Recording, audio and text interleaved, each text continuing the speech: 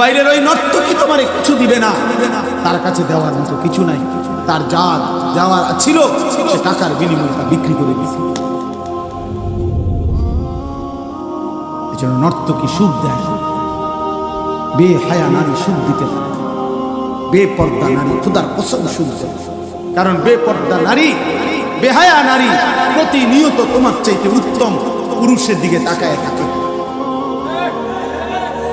যেই নারী টেলিভিশনের নায়করা দেখে, যেই মহিলা ঘরে বসে বসে টেলিভিশনে অন্য পুরুষ দেখে, কয় এ বেডির জামাইরে কেমনে পছন্দ করবে, কারণ এ বেডির জামাই চাইতে তো ওইটা তো আরো বেশি সুন্দর। কয় বলবে যে আমার এটা কিটা দিছে, হ্যাঁ আমার যে একটা অজাত আমার পোহালে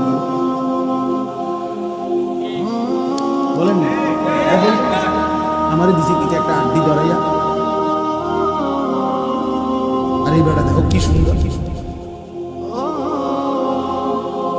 এই সুযোগ কে করে দিবে? তাই আপনি স্বামী, আপনি বুঝেন না আপনার স্ত্রী টেলিভিশন দেখে কি দেখে? বলেন, আমার কাছে একটা কিতাব আছে, ওলা তাকরাবুজ জিনা, আরবি।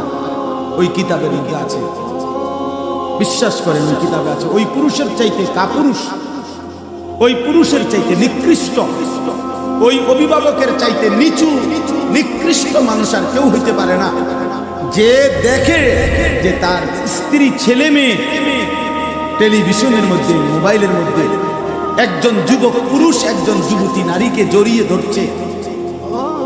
এই দৃশ্য দেখতেছে ছেলে তার মেয়ে, এরপরও যার আত্মমর্যাদায় আঘাত লাগে না, যার কাছে লজ্জা লাগে না, শরম লাগে না, তার চাইতে নিকৃষ্ট পুরুষ কোন আল্লাহর জমিন আর কেউ হইতে পারে না।